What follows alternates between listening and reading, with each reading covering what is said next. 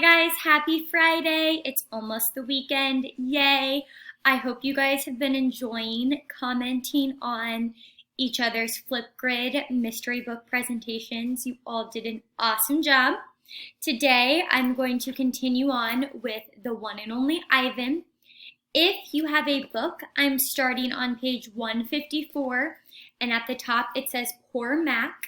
And if you're going to follow along on the PDF version, you'll start on page 82. And again, at the top it will say Poor Mac. All right, I am going to go ahead and get started. Poor Mac. Mac groans. He stumbles to his feet and hobbles off towards his office. Ruby watches him leave. I can't read her expression. Is she afraid, relieved, proud? When Mac is gone, George and Julia lead Ruby from the ring. It's okay, baby. It's okay, Julia says, stroking Ruby's head. They settle Ruby in her domain and make sure she has fresh water and food. Before long, Ruby's dozing. Dad, Julia asks as George locks Ruby's iron door, do you think Mac would ever hurt Ruby? I don't think so, Jules, George says. At least I hope not. Maybe we could call someone. George scratches his chin. I wish I could help Ruby, but I wouldn't know how. I mean, who would I call? The elephant cops? Besides, George looks down. I need this job, Jules. We need this job. Your mom, the doctor bills. He kisses the top of Julia's head. Back to work. You and me both. Julia sighs and reaches for her backpack.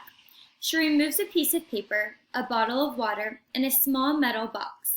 Homework first, George says, waving his finger. Then you can paint. It's for art class, Julia explains. We're doing watercolors. I'm going to paint Ruby. George smiles. All right then, just don't forget your spelling. Dad, Julia asks again, did you see Mac's face when Ruby hit him?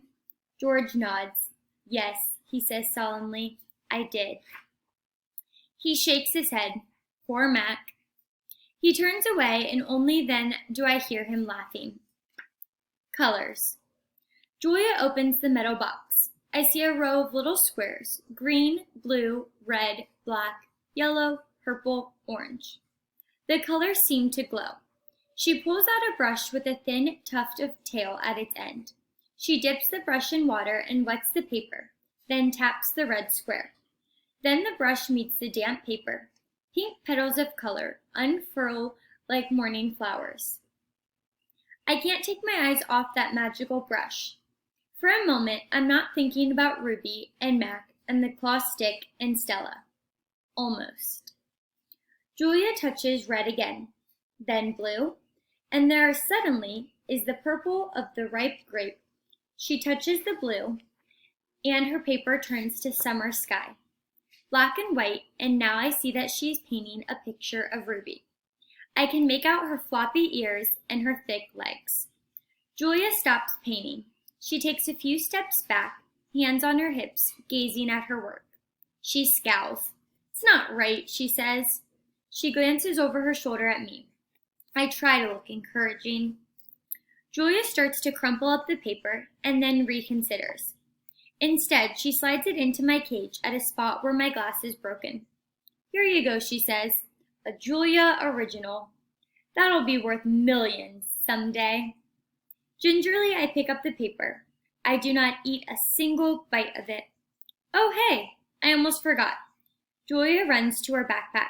She pulls out 3 plastic jars, one yellow, one blue, one red. She opens the jars and an odd, not food smell hits my nose. Julia pushes the jars one by one through the opening. Then she slides some paper through. These are called finger paints, she says. My aunt gave them to me, but really, I'm too old for finger painting. I stick my finger into the red jar. The paint is thick as mud. It's cool and smooth like banana's underfoot. I pop my finger into my mouth. It's not exactly ripe mango, but it's not bad. Julia laughs. You don't eat it, you paint with it. See, she grabs a piece of paper and pressures my finger on it. See, like this. I place my finger on a piece of paper. I lift it and a red mark is there. I get a bigger glob from the pot and slap my hand down. On the page, when I pull my hand off the paper, its red twin stays behind. This isn't like the ghostly handprint on my glass, the ones my visitors leave behind. This handprint can't be wiped away so easily. And here, I'm not sure if you can see it, is a picture. A bad dream. I lie awake peeling dried red paint off my fingertips. Bob, who accidentally walked on one of my paintings, is licking his red paw. Every so often, I glance over at the empty ring. The claw stick glints in the moonlight. Stop! No! Ruby's frantic cries startle me. Ruby, I call, you're having a bad dream. You're okay. You're safe. Where's Stella? She asks, gulping the air. Before I can answer, she says, Never mind. I remember now. Go back to sleep, Ruby, I say. You've had a hard day. I can't go back to sleep, she says.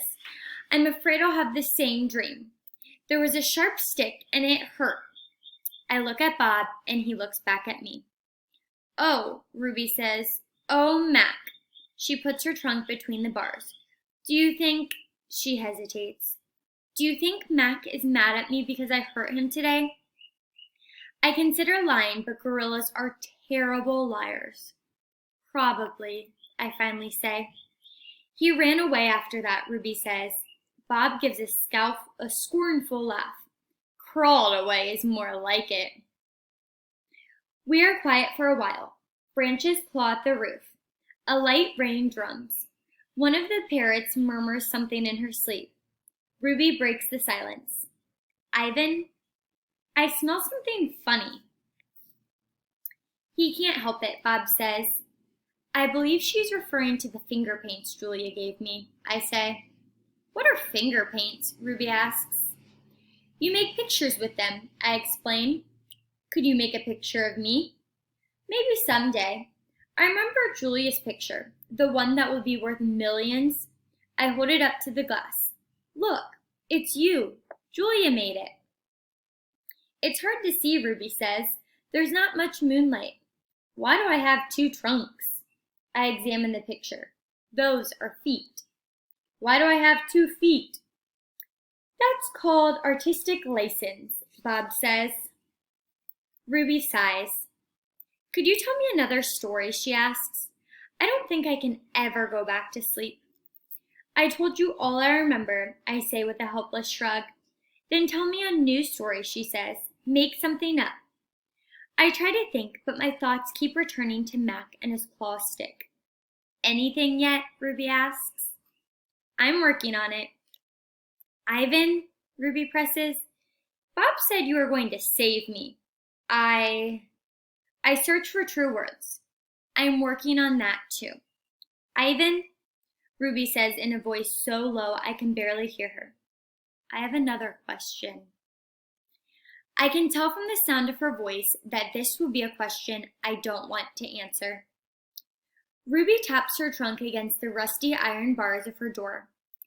Do you think, she asks, that I'll die in this domain someday, like Aunt Stella?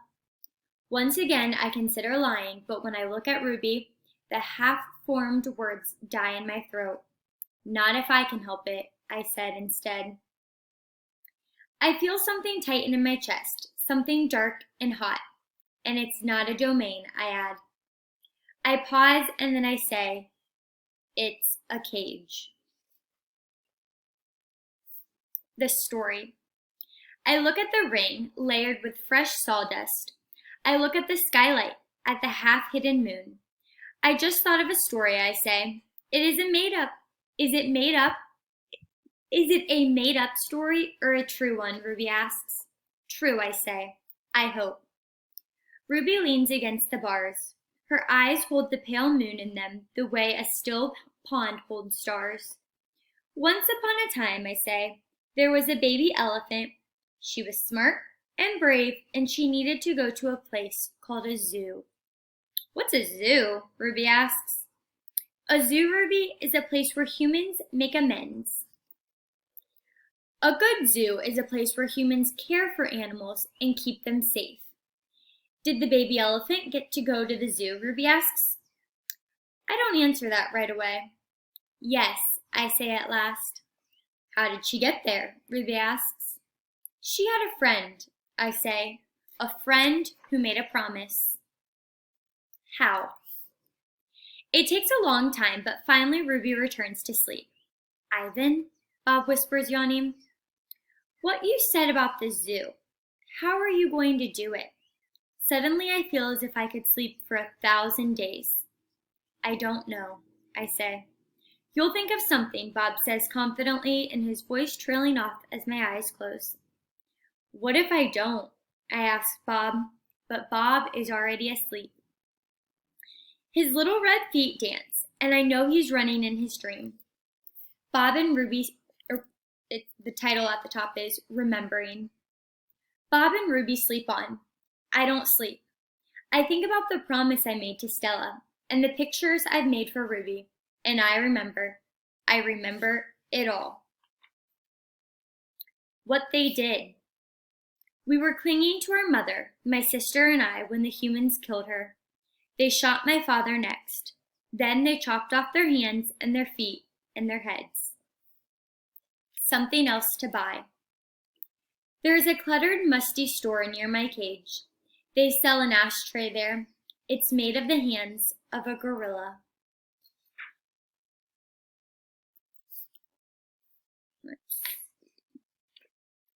All right, I am going to stop right there. So as we know, Ivan made Stella a promise to take care of Ruby. And Ruby asks, Ivan, am I going to die here just like Stella did, in my cage, in my domain? And Ivan said, no, not if I can help it. So I want you to make a prediction. How do you predict that Ivan is going to save Ruby? He kind of hinted at a place that Ruby might go, but he hadn't had any ideas, or he didn't tell us any ideas yet about how he was going to get Ruby there. So I want you to make a prediction on how Ivan is going to save Ruby and get Ruby out of this cage or domain, how he's going to do it. I want you to remember to provide text evidence with your answer. Support your answer. All right, bye guys.